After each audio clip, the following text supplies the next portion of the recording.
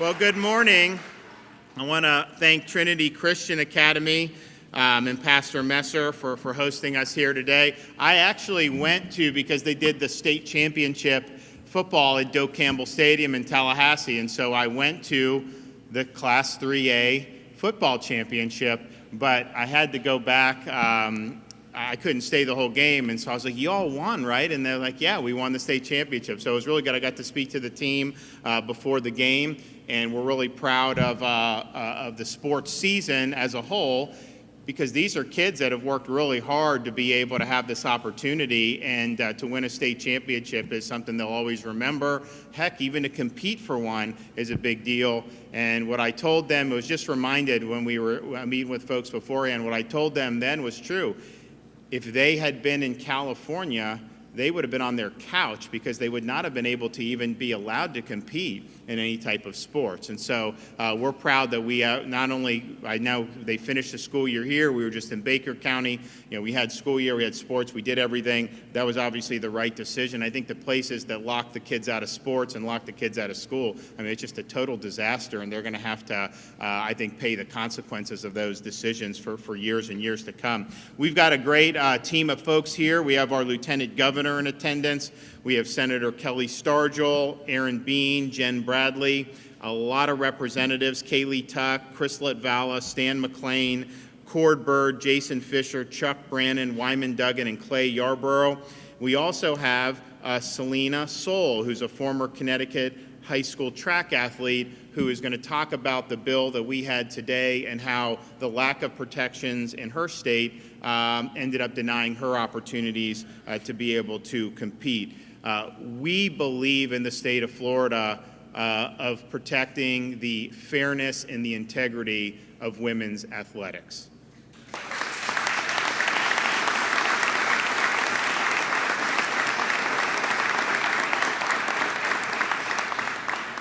Being able to compete in a variety of sports in Florida, fortunately, has opportunities across a wide range of sports, and we're very competitive in a number of different sports, provides our young girls with opportunities that really teach them lessons that last a lifetime. And I think the same is true for all of our sports. Certainly was true for me growing up here in the state of Florida, being able to compete, and it took me to college. It's taken many of our girls to college to be able to get an education and to compete. So we believe that it's very important that the integrity of those competitions are preserved, that these opportunities are protected. And I can tell you this, in Florida, girls are going to play girls' sports and boys are going to play boys' sports. That's what we're doing, and we're going to make sure that that's the reality.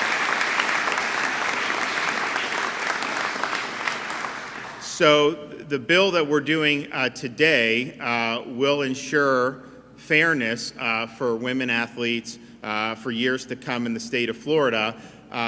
It says that athletic teams or sports that are designated for females are open to females. And we're going to go based off biology, not based off ideology when we're doing sports. The bill defines a student's biological sex based on the student's official birth certificate at the time of birth. And as part of the bill we're signing today, we're not only making sure women have opportunities for scholarships and competition at the highest level, we're also putting in statute ways to actually vindicate the rights of any women athletes who may be discriminated against. So moving forward, any student who's deprived of an athletic opportunity as a result of a violation of this law will have the right to civil remedies.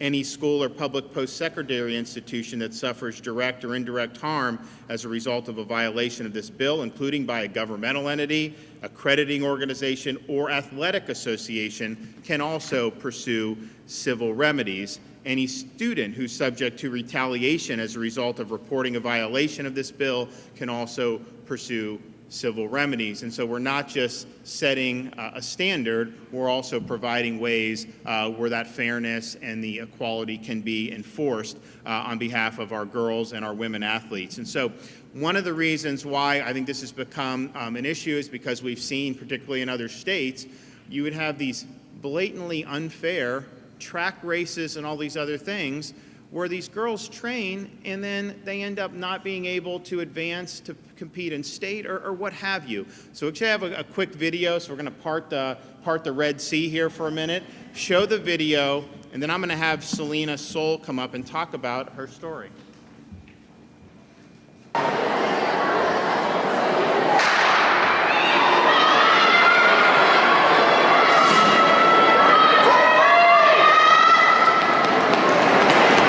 Out of the 100 is in lane 5. Chelsea Mitchell in lane 6. Mitchell ended up the 100-meter champion after the false start. Nichelle Smith in 7. Carly Swire-Butt in 8. Jillian Mars, second in the 400, is in 9. Here comes Terry Miller. Miller, after the false start in the 1, takes the 200. Gonna be 24 low. Terry Miller of Bloomfield in 5, the overwhelming favorite. Alana Smith is in 6, Emily Mulhern in 7, Selena Sewell in 8, Megan Wasik in 9, and as expected, it is Miller and then Smith. Oof, 11.64. She just broke her own state open record. Yikes.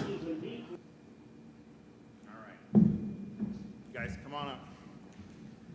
So I think you see in those races, I mean, you have all those girls who are competing, and it just wasn't a level playing field. It wasn't fair. And Selena is here from Connecticut, and she's going to talk about how this has impacted her opportunities. And so, Selena, come on.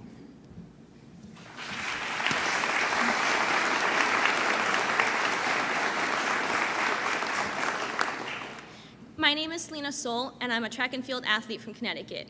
You may know my story, but if you don't, I'd like to share how a bad policy in my state of Connecticut has robbed me, my teammates, as well as every other female track athlete in my state the opportunity to compete on a fair and level playing field. I have been competing in track and field since my mom introduced it to me when I was a little girl. Track means everything to me. I would wake up every morning eager to get on the track, waiting to run, waiting to jump. I love my sport. I've spent countless hours trained to shave fractions of a second off of my time so I could be the best, because I raced to win. But my chances of being first, of being the best, were shattered. In 2017, Connecticut began allowing 2 male athletes who self-identify as girls to compete in girls' sports. During all 4 years of high school, I was forced to compete against them, even though they were bigger, stronger, and faster than me, because they were male. In just 3 years, these 2 athletes won 15 women's championship titles, and they set 17 new individual meet records which we girls had no hope of breaking. I remember what it was like to line up for the race and get into my blocks, already knowing the outcome long before the race started. Those 2 biological males would dominate the field, leaving us girls to compete for 3rd place and beyond. No matter how hard we trained and how hard we pushed ourselves, they beat us time and time again. We elite female athletes don't give up a normal high school experience just for participation trophies. We race to win. Sports have always had separate rules to ensure fairness. Everyone should have the chance to participate in sports, but they need to compete where it's most fair. This isn't about self-expression. This is about our right, a woman's right, to win. I have lost countless opportunities over the past few years. I lost opportunities to compete on world-class tracks and opportunities to win titles. During my junior year, I was denied the chance to compete at the regional New England Championships. I missed advancing to the next level of competition in the 55-meter dash by just 2 spots that were taken by biological males. It was frustrating, heartbreaking, and demoralizing to be sidelined in my own sport. Female athletes deserve the same opportunity as boys to excel and chase our dreams. Allowing male athletes to compete in girls' sports shatters those dreams and strips away opportunities that so many of us have spent years working to obtain. We must protect the integrity of women's sports. So I decided to take action. 3 of my fellow female athletes and I filed a lawsuit last year with the Alliance Defending Freedom against the Connecticut Interscholastic Athletic Conference because girls and women deserve the chance to compete on a fair playing field. After reviewing the Fairness in Women's Sports Act, all I can say on behalf of all female athletes is thank you, Governor.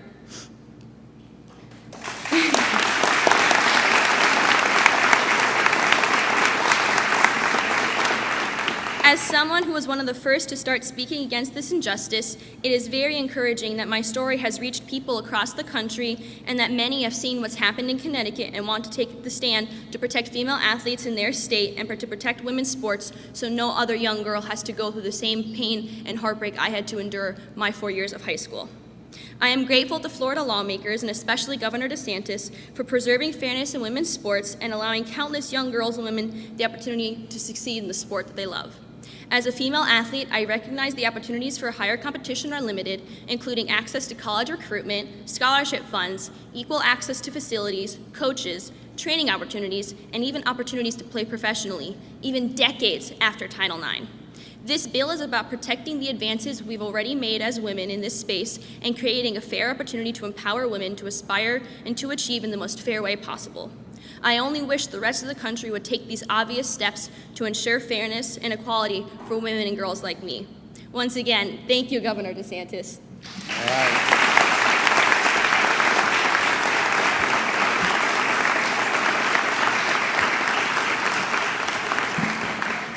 Well, I want to thank Selena for coming down here from Connecticut. I know she's in college and she's actually figuring out maybe she can transfer to a school in Florida. So if you're out there and you're doing women's track and any of the coaches at our state universities, you may want to give her a call. So we'll be happy to help with that.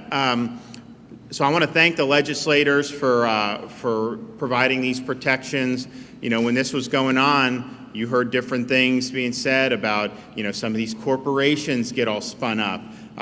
Some of these organizations say they're not going to hold events if you do this. And just let me say very clearly, in Florida, we're going to do what's right. We'll stand up to corporations. They are not going to dictate the policies in this state. We will stand up to groups like the NCAA who think that they should be able to dictate the policies in different states. Not here, not ever.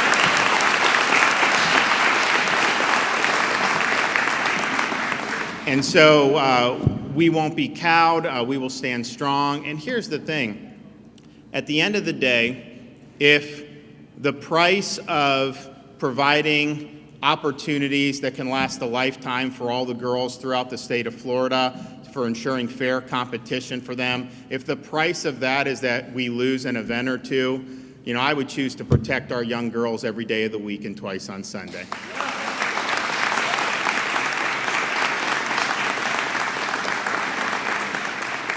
So we have the legislators who were the sponsors of the bill, and so I want to invite up Senator Kelly Stargel, who helped shepherd this through the Florida Senate.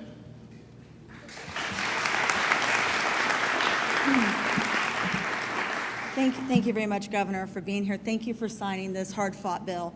You know, many, as we did this bill through the process, tried to make it about something that it wasn't. This bill is very simply about making sure that women can safely compete, have opportunities, and physically be able to excel in a sport that they've trained for, prepared for, and worked for. I don't think this is a place that Selena ever thought she would be or even desired to be, to try to work on something like that. It's such a common sense issue, and it's unfortunate that it has become lost in the rhetoric of the day that what we're dealing with. This is nothing about anybody being discriminated against. It's solely so that women have an opportunity to compete in women's sports. We all know that men are stronger than women. Watching the video, I kept thinking to myself, I've always heard as a kid, you know, you run like a girl.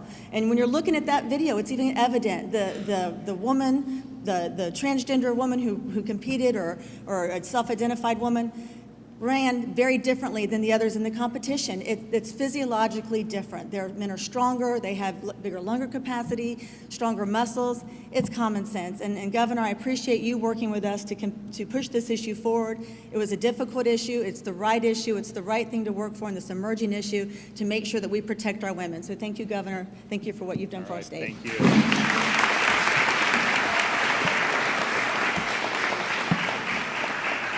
Okay, Kaylee Tuck, where is she?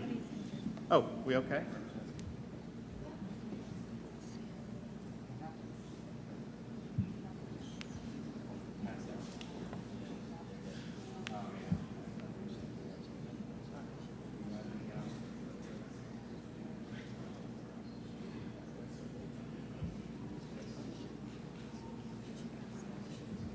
Do we have any medic there? They're getting it.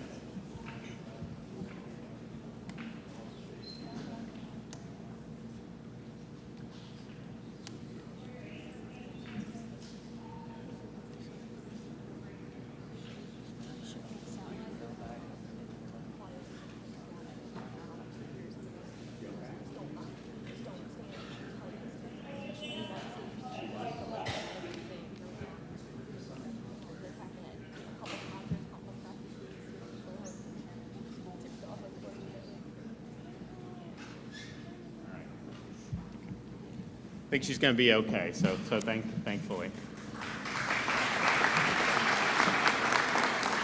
Okay, Kaylee Tuck. Thank you, Governor. And thank you all for having me here today. I can say a lot about why I filed this legislation and the reasons for this legislation, but I think the testimony here is powerful enough. We can't expect our girls and women to compete for third and fourth place and work hard doing it.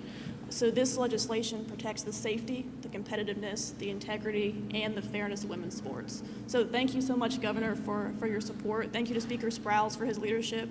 And thank you to my good friend and mentor, Chair Latvala, for his guidance on this as well. So thank you so much. All right, good job.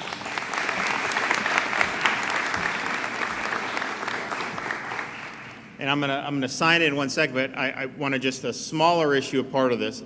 As many of you know, when these legislators are doing things, it's like making sausage. There's different things that happen. And so as part of this bill, for whatever reason, there was a provision there that was delaying something that we did previously in my administration with the legislature respecting college athletes' ability to use their name, image, and likeness and be able to be compensated if people are doing that.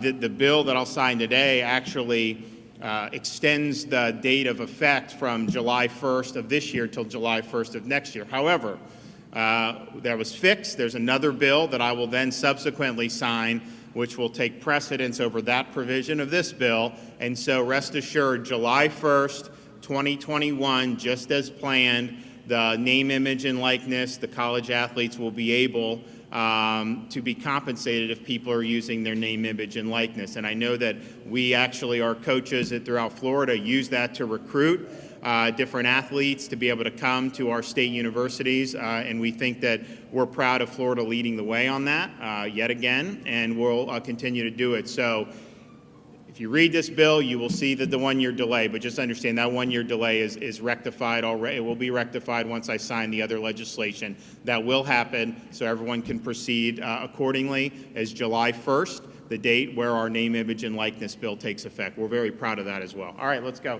Madison, come here.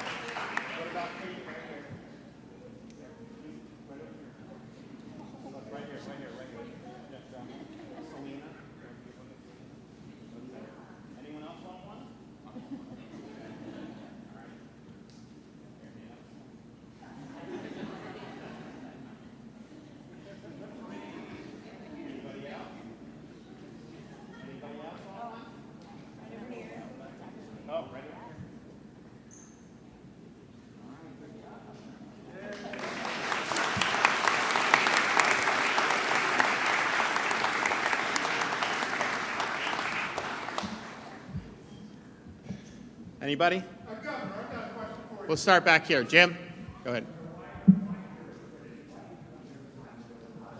On the first day of Pride Month, So I think I think one, we just, I met him at the football game. We have a good relationship. I mean, I don't think there was anything, more to it than that. They had a venue to offer, so we did it. But I think, a lot of our schools throughout Florida have done an excellent job in providing opportunities for people, particularly for women athletes. And I think if you look across the board, we do about as good as anybody, and we're very proud of that. What message are you sending to LGBT people signing up for the first day of Pride? Okay. First of all, it's not a message to anything other than saying we're going to protect fairness in women's sports. We believe that it's important to have integrity in the competition, and we think it's important that they're able to compete on a level playing field. And you've seen what's happened when you don't have that.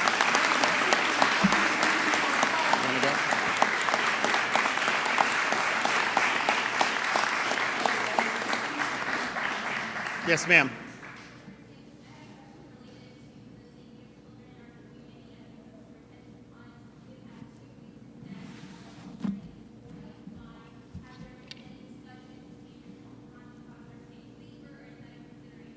So it's something that, depending on the issue, DEP has the oversight over. And I know we just saw, I guess, an incident with over the weekend. Very, very troubling. We obviously want to have safety first, so they are absolutely looking into that. If there's things that I can do from an administrative perspective, I'm obviously willing to do that. So, okay, thanks everybody. Great to be here.